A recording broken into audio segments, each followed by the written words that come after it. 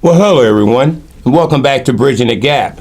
Before we go any further, I want to just quickly do a quick disclaimer and say that Bridging the Gap is a local producer here at PAC 14. We are not part of PAC 14, but we are very appreciative of PAC 14 allowing us to use their studio and, use their platform to bring forth information.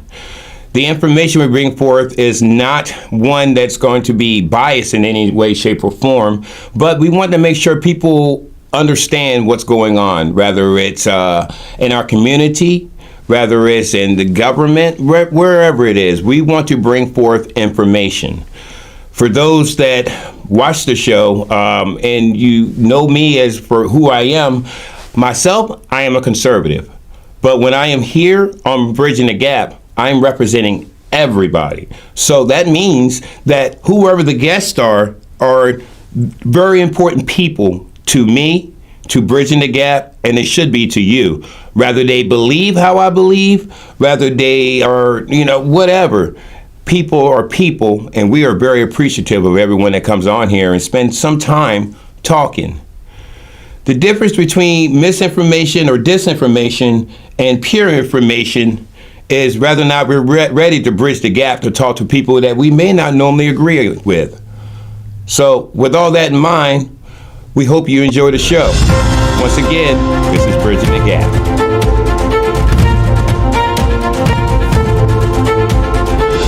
Are you excited to go inside and vote today with your parents? Yeah. I didn't know. You didn't know what you were here for? It's a big day. It's early primary voting day. Yes, this is your future. Whoever your parents vote for affects your future. And that's why I'm here to give them an option.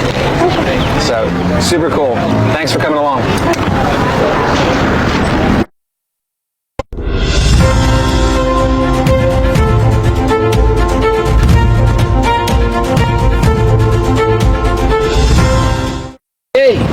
Welcome back to Bridging the Gap. We're back on site here at early voting, and we're here with Scott Hamilton, the president of the FOP, and also the candidate for Wycomico County Sheriff. Scott? James, thank you. Good to see you. Thanks. Thank you. So, what's going on? How's it going so far out here? It's going great. We're really busy. As you can see, the crowds today were awesome, and we're on day number 5, and to see probably now 600-700 people have come through the doors, I believe. I haven't checked the numbers today, but yeah, it's been great interacting with all these folks. Yeah, actually, I've seen pictures on Facebook. You kept it really professional out here. We see pictures on Facebook of you shaking hands with Sheriff Lewis, and Walt W. was just talking to Mrs. Foley, and just it's been, pretty peaceful out here. And actually, like you said, there seems to be a lot more people than it was a couple of days ago when I was out here. Yeah, hanging out here with all the other candidates has been awesome.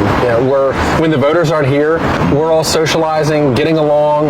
Yes, the sheriff and I were talking earlier, and somebody got our picture. As we were greeting each other. It's about respect, and even if I'm not successful in my run for sheriff this time, I still have to work with everybody here. As the president of the FOP, I need to maintain these healthy relationships, and what I'm doing out here, networking, continuing to collaborate with everybody, that's building upon that belief and making sure that we can continue into the future together. Absolutely. As we were on our show, and Michael Langford actually commented on the fact of you definitely are giving people that option. There's a lot of people that's looking at it like you definitely are the future of law enforcement. How would you say that your style differs from our now sheriff? So as I'm 46, I'll be 47 before the general. I'll turn 47. So looking at the just the age difference, I'm kind of what the sheriff was 20 years ago. So when he came in, as retiring from the state police as a sergeant, he had the pulse of law enforcement at that time, and knew what we needed to make the sheriff's office great. And over the last 20 years, he's done a lot of amazing things. He has done some great things. And he's brought our agency into the modern age. And modern is where I come in. Now it's my turn to be modern. And I retired a few years ago, but as the president of the FOP, I've remained connected to the men and women out there that are doing the job. All my friends are police officers. My wife is a police officer. I've maintained a working knowledge of the changes in law enforcement as the chief negotiator for their contracts and as the president of the FOP, I've had to keep up on all the latest changes. So I know what's going on in today's modern era, and so I'm also ready to leverage all the great things that he's done. A lot of the things that people like from Mike Lewis, they're going to see a lot of those things continue in me. Don't forget, I worked for him for 14 years. He helped groom me and mentor me and get me to where I am today. And I wouldn't be as qualified as I am with my resume if he and his staff didn't believe in me and allow me the opportunity to go out and do all the amazing things that I did. Additionally, inside the sheriff's office. Sure. My military career was amazing. I became a crash reconstructionist. I'm an instructor at the police academy still today. I've been doing instruction for 15 years. So, and then you add in the fact that I'm the FOP president. I was a chief warrant officer 3 when I retired. I had that executive level management experience. So bring all that together, and I'm ready on day one to take this agency and focus into the future for the next generation. And that's why I'm here as the next generation's option and our current generation's option. They haven't had this option in 20 years. And turnovers is normal. Some people are scared of change, but this is healthy. And this is our democratic process at work. And if they don't choose me, that's fine. I'm excited to be here, give them the option, because this is my turn to step up and do this. And I'm honored to have been begged by a lot of people to do this, to sit here today and do this. Wow. Now, of course, I'm going to talk a little bit about your military background. We both share the fact that we both served in the United States Marine Semper Corps. Fi. Hoorah. Always. Now, what was your MOS there? So in the Marine Corps, I was a refueler, so 1391 bulk fuel specialist. Okay. So I was on the ground. I was in the Marine Corps Reserve up in Wilmington, Delaware. Kirkwood Highway was where my unit was. When I went to Iraq, my job was to, I actually got separated from my unit, and I was on there was about 12 Marines that got detached from our unit, and we were directly attached to the 1st Marine Division, Combat Services Support Battalion 10. And we started at the Kuwaiti border and went all the way around the west into Baghdad. So it was about 15 or 20 of us in that contingency, and we fueled everything from tanks to trucks to some helicopters landed on our fuel farm and got fuel. So they told us we were going to be in Baghdad in 72 hours. About a month later, we still weren't there yet. Wow. So that's going to blow right up here. Yeah, it is. I can just go ahead and grab this. And I loved what I did in the Marine Corps. I was limited. My MOS options were limited based on the fact that I was in that unit. So Nice. And then, of course, you're now also a helicopter pilot. Yeah, so I was really lucky. In 2008, 2009 timeframe, the Maryland Army National Guard recruited me. So I received a phone call one day on a Monday morning from a recruiter from the Aviation Brigade over in Aberdeen Proving Grounds and said, "Hey, do you want to be a helicopter pilot?" And I was like, "Well, sure. What do I have to do?" And he said, "Well, I need an answer on Wednesday." I was like, "No, I've played this game before." I said, "At least give me till Friday." And like the sheriff said in the Sheriff Showdown, I went to every member of the command staff and said, "Hey, I just got a really awesome opportunity. Would you guys support me if I took a leave of absence?" Sure. And did this. And they all said, "Yes, you got to do this." And now Major Richardson, he said, Scott, if you don't walk through this door now, it's going to slam shut forever. You're never going to get this chance again. And those guys were like big brothers to me. Sure. So that encouragement, and again, they recognized my potential and said, "You've got to go do it." And 19 months later, I graduated from Fort Rucker, Alabama. I was as a W1, brand new Black Hawk pilot. And then over the next 12 years of flying Black Hawks, I became an instructor. I became a master gunner. I logged just about 2,000 hours in a Black Hawk. Today I have almost 4,000 hours total time. Wow. Because I'm still flying today. I fly about 500-600 hours a year now. Sure. So it's awesome. Definitely hats off to you for that. Now, going into this role as sheriff, what would be day one type thing you would want to do? I joked at the Sheriff's Showdown about my day one thing would be, hey, let's get rid of paper timesheets. These guys hate paper timesheets, and that may sound funny, but it's the little things. And I hated those days where I forgot to turn in my timesheet because they're turned in on Monday, but they don't actually. You document your time until that Wednesday, so you're turning in a document every 2 weeks that you're hoping. Oh, I hope this is correct because in 2 days from now it's actually going to count because it ends on Wednesday. The man hours that it takes to just review this. those is exhausting. And then they go to a clerk and she has to type them in manually to get them into the system for the county to use. That is a waste of time. And for our guys to spend hundreds of man hours a year on that little process when we already have a digital process in place, we can use our phone to clock in, or we can use the radio to clock in. Yeah, everything is high tech now. So that people may laugh that that's a day one change, but that's something I can do really easily just to make a quick change and say, hey, this is going to be more efficient. Let's do things that are more efficient. But the bigger thing on day one is to sit down and really look at what's going on. I have my perceived conceptions, if you will, about what's going on inside that agency because of my experience there. Right. But you've got to remember, yes, I've been gone for 4.5 years. So there's some things that have changed. But again, I know what's going on because the FOP. Right. And so I know what's going on.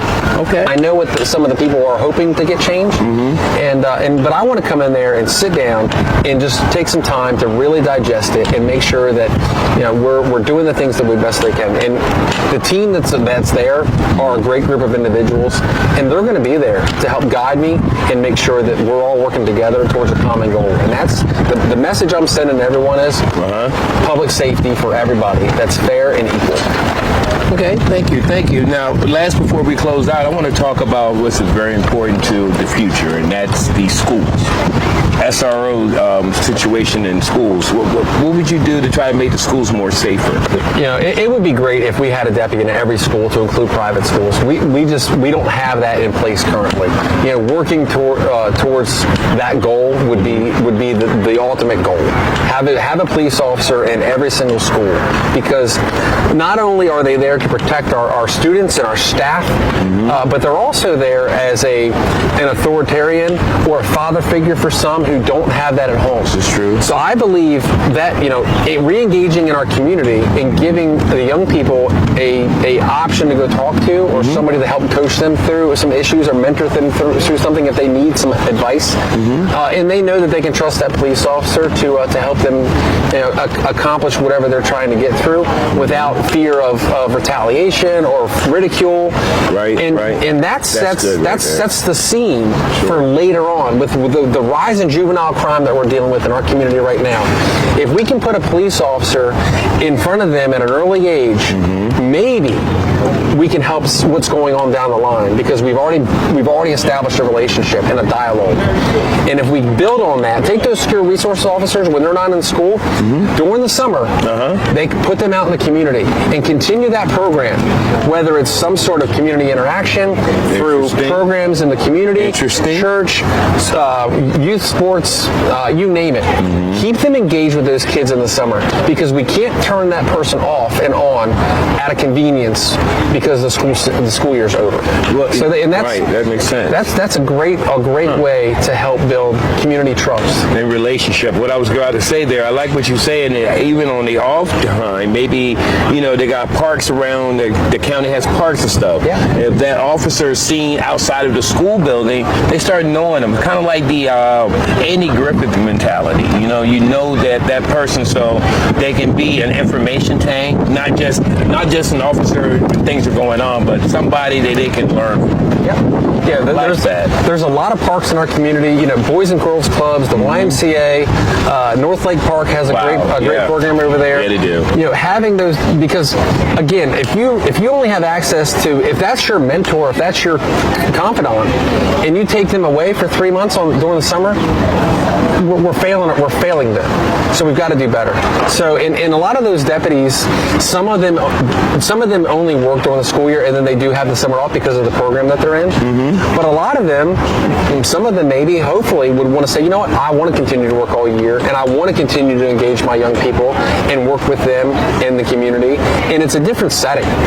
So then when you come back in the next school year, you're it's like you never left each other.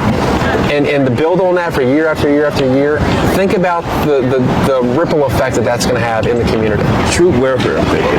Well-being. I'm thinking about when we were in the Corps, we were around the same group of people. They became family, and we left no man behind. Absolutely. And as that officer is working, I'm really excited when it comes to working with young people, because they are the future. And especially young people of color, they have the wrong thought of law enforcement. Sure.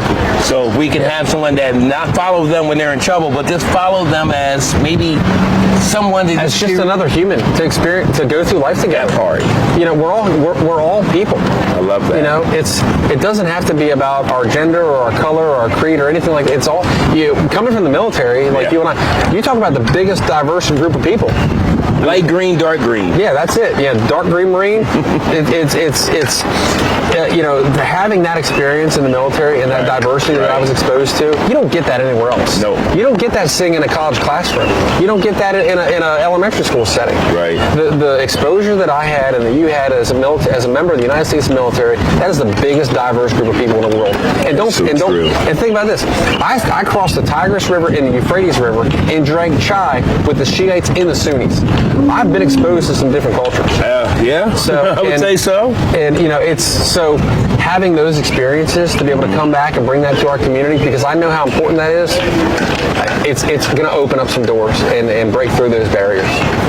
Scott, thank you for sitting down with us. David, thanks so much. We wish you the best, and again, no matter what happens, you keep being you. Yeah. Because we need leaders like this young man right here. I say young because he's younger than me. Not by much. Well, he's still younger. We need good leaders to be standing up for our future, for our today and for our future. Thank you again. Yeah, and again, it's my honor to be out here and giving everyone a chance. And like I said earlier, you know, if they don't choose me this time, that's God's will. You know, I'm here as a servant, and I believe in servant leadership and giving back to our community.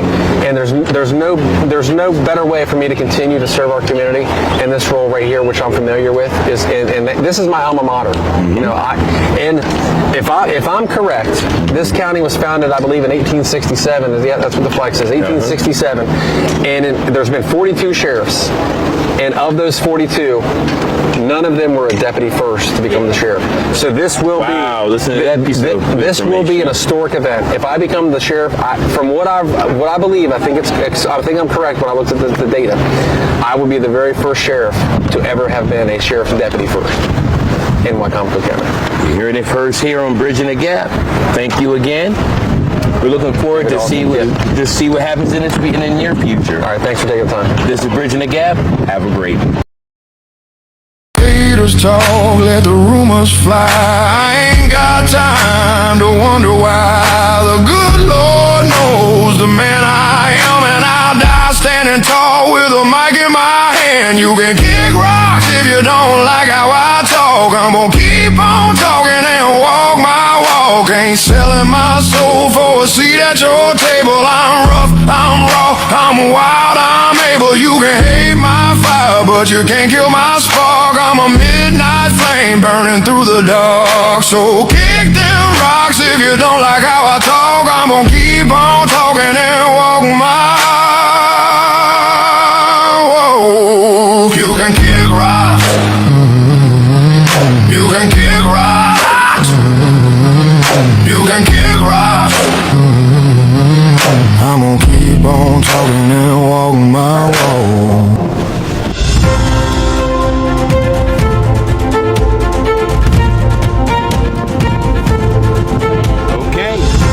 Welcome back to Bridging the Gap. I'm here with Pastor Howard Travers, who's running for a school board in District 3 here in Wycomico County. Thank you, Jim. Thank you, Pastor Travers, for sitting down with us. We're actually out here at early voting right now, and I've actually had an opportunity to sit down with him, and I want to know a little bit more about you, the man. Me, the man? Yes. Okay. I was born, reared, and raised right here in Wycomico County. I attended Wycomico County schools. And then after that, I went into education in the Christian school sector. Worked in Christian school settings, two various Christian schools in our area. Nice. For 8 years. Okay. And then went and achieved my degrees in Master of Arts, and Master of Divinity. And Wow. Yeah, so then came back and to Wycomico County. And I love our county, I love our city, and some folks ask, well, why are you running? Because those are the reasons. First of all, I want to say I love your spirit. You seem to have a spirit that just loves people. I do. I ran into you at the hospital when I was visiting somebody. So you do something over to the hospital as well? I do. Just newly accepted a lead chaplain position at Palliative Care at the hospital, and have been working as a chaplain at the hospital for 6 years. Nice. Yes. Nice. So what is that in detail? It's like just meeting with families? Meeting with families and talking with them, having the more difficult conversations about end of life and goals of care. Sure. Which many families are faced with, unfortunately, and are receiving unfortunate news in the hospital. Right. And not really knowing where to go from there, what decisions to make. And so one of my many jobs there is to help facilitate some discussion with the patient family, to discuss goals of care and discuss those with primary physician and other members of the care team, clinical care team. And so those are important discussions to have. Right. So you're also a pastor. You actually have a church that you're pastoring as well. I do. Okay. So how does that, how do you think that would equip you to work with kids in the school system? Well, having worked in Christian school settings before, obviously, and working with people, all types of people in various settings, obviously, in this role, in this position, you have to be able to work well with people who either believe like you or don't believe like you. Maybe they don't hold the same values as you hold. Wow. But be able to have discussion, open, constructive discussion and input, and to learn from each other, and then to navigate a course together. Nice. And that's kind of been my philosophy throughout my life. Right. Working with people. So you have a servant. I mean, this is a servant's heart. Exactly. Well, I thank love you. that. I appreciate that. No, I can just see that. Now I do want to ask this though. You're running in a newly formed minority district, and of course some people will say, well, he's a minority district and you seem that your tan's not as dark as mine, but does that really matter to you? It doesn't matter, because regardless of the melatonin in your skin, people are people.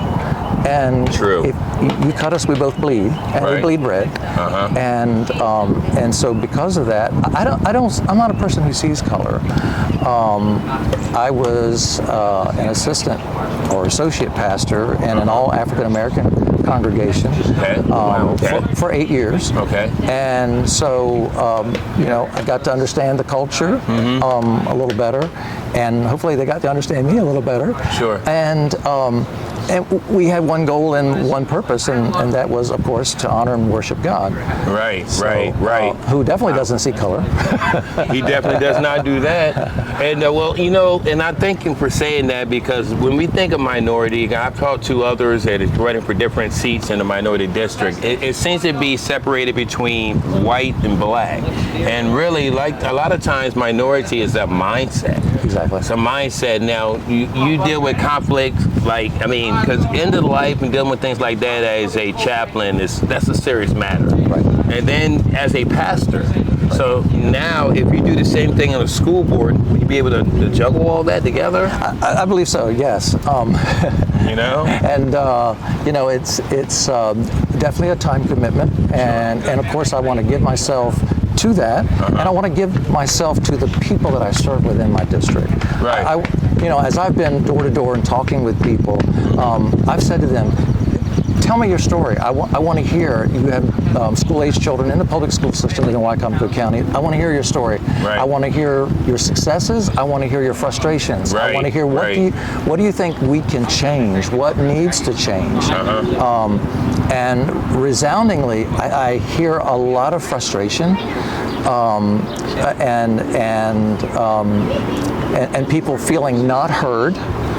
And that's important to be heard. Exactly. And so it's my job to be able to hear what you have to say, and to not just hear, but to listen to because there's a difference in what you're saying, and then take that information and see what I can do with that to help benefit your situation, to help benefit your family and your children. I want to help make Wycomico County Public Schools the envy of other school districts around us. Like that. You know, Beautiful. so often I hear, of others who say, well, the school system's so much better in this county or so much better in that county. Well, why can't we have that in our county? Why can't we be the envy of other counties? And I believe we have the potential to be able to do that. We just have to come together as one in unified hearts and minds and spirits and move in the same direction, not in opposition to one another, and not citing the obstacles, because the obstacles are always obvious, right? Right. So let's move beyond that then, and let's have some productive discussion about what we can do to help move forward. And to move the county forward, not just to move ourselves forward, but help to move the county in the right direction, move forward. Like that. With less government overreach. The government shouldn't be raising our children. Parents should be raising their children. It should be up to the parents. So then, and from what I've heard from those that work in social service and juvenile services and others I've heard, we've got to get the parents more involved. And how do we get the parents more involved? What measures do we need to take to get the parents more involved? But not just to get the parents more involved. It's easy to say that, but how can we help the parents in their skill set to be able to help teach and instruct their children and to feel like they're making progress? I like that. In one particular agency, excuse me, that I talked with, they said it's great to have all these programs, but we're dealing with families that have transportation issues. So it's great to say, here's a wonderful program over here, but if you have a family over here that has transportation issues, they can't get to where these wonderful programs are. So how do we bridge that gap? How do we do that? How do we do that? How do we get them to the resources that they need to help empower them to be better parents? And ultimately to be leaders in society. Leaders in society. I believe it was Abraham Lincoln who said, the hand that rocks the cradle rules the world. And so there's a lot that can be said about that short statement. Sure. And so if we can empower families, I believe that they'll stand and say, hey, you know what, I've got the skill set. The government doesn't need to raise my children. Wait a minute, I gave birth to these children. I can help educate them. I can help give them the skills that they need. I can feel confident about my abilities to be able to do that. And helping there to be less government hand in that process. Hand in that, absolutely. Right. See, that's what I like to hear. There's somebody who really wants to put the power of parenting back into the parent's hand. Right. Now, as a pastor, you deal with families. Right. So you've seen some of the struggles. Now, I've done several interviews with the executive of the Christian shelter who has to deal with the homeless, which kids that are homeless, they have a lot more they deal with than just their education in school. Right. How would you deal with kids having to go through that, like having to go through a place that they have no house and then come into an environment of other kids that can be kind of mean sometimes? Exactly. And once you help them meet those immediate needs, then we can go on past that. It's pointless for me to talk to you about some other issue or some other concern when you're sitting in front of me and you're hungry. You haven't had breakfast. Come on now. Right. And we're nearing the time, when school's out, and a lot of kids are excited about being out for summer, while other children are saying, wait a minute, where am I going to eat? Where's my next meal going to come from? Wow. Wow. And nothing is more important to them in that moment. if I could use the illustration of Jesus, who had a great... Sure. I love talking about Jesus. Before, oftentimes, Jesus got into other heavier subjects, he often fed the people. And always took care of need always first. take care of that hunger need first. I love that, yeah. And so, Wow. to meet those immediate needs on that hierarchy of need structure, and then we can talk more about what other things we can do to help support you and help support your family as a unit. Sure. And to bring you together. Now, thank you. That's a very good answer to that question. I want to actually ask you about safety in schools, where we've seen a lot of things happen. I mean, some of the things that happened just in the last school year and how it just escalated. I do know that there's been a new thing that came down from Annapolis. I think it'll start in this next school year, where the cell phones and stuff will be taken away. Kudos. For once, Annapolis actually did something that I agree with. How do you think we need to handle school safety going forward? There's a lot of measures I think that we could put in place. Some of those measures come with high price tags. Those, of course, being electronic scanners and so forth. And those things, though they come with a high price tag, there's no greater price tag than a person's life. So we need to help protect life and protect those schools, and to the best of our abilities. I think we've come a long way. Sure. And helping make progress in those areas. Sure. And I think some of the progress that we're making, these initiatives, I think they're good starts. And I think let's have some more discussion about how else can we help make our schools safer for our students, for our staff, for our teachers. How can we do that without our public school systems looking like a penitentiary?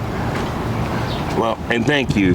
Now, I have another concern. I've noticed, like, within this last, I actually did a segment on this, but within this last 10 years or so, we've had a lot of incidents in our school system where the teachers have been in questionable situations.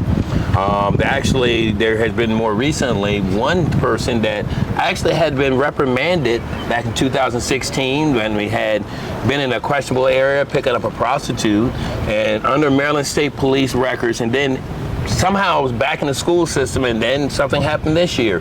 What can we do better to screen these situations, make sure this doesn't happen and somebody get back out there? And there, we have to look at that screening process. What does that actually look like? And how far back are we going? And what records are we actually looking into? And there should be absolutely no tolerance. If that's questionable behavior, and it is, and if it jeopardizes our children, if it jeopardizes the safety, the security, the well-being of our school, its environment, then those individuals need to find employment elsewhere. Absolutely. Again, as Whitney Houston says, I believe that children are our future. They are. And how we invest now is it's going to be investing in our tomorrow. Exactly. Before we close out here, and I thank you for sitting here with us, just tell the audience here why you would be a good fit for the school board in today's climate. I'm a good fit for the Wycomico County School Board in District 3. Number one, because I'm a product of Wycomico County Schools. Also, because I've taught, though it be in the private sector, I have taught in school settings. Obviously, as a pastor, I have contact with young people and families, and I believe I understand the heart of our community and the heart of our city, and for me, it's less government overreach, and it's empowering parents and families with the skills, with the tools, with the resources, whatever they need to be productive parents, and for us to be a model that others around our state can look to and say, look what Wycomico County is doing. And it's a good thing. It's not a bad thing. It's a good thing. Phenomenal. We're looking forward to sitting down with you more. Yes. Because you do so many different things. We didn't comment on it during the actual interview, but you said you actually do a nonprofit Would you like to say a little bit about that before we get off? But I think that was actually an awesome thing you do. Sure. Witness International is a ministry 501c3 organization that founded back in 1992. And we work with incarcerated individuals and individuals transitioning back into the community to be able to get back on their feet and to help put them in touch with resources to make them productive members of our community and society again, to not add to that recidivism rate. That's awesome. Thank you, Pastor Travers. Again, Pastor Howard Travers for School Board, District 3. This is Bridging the Gap. Have a great one.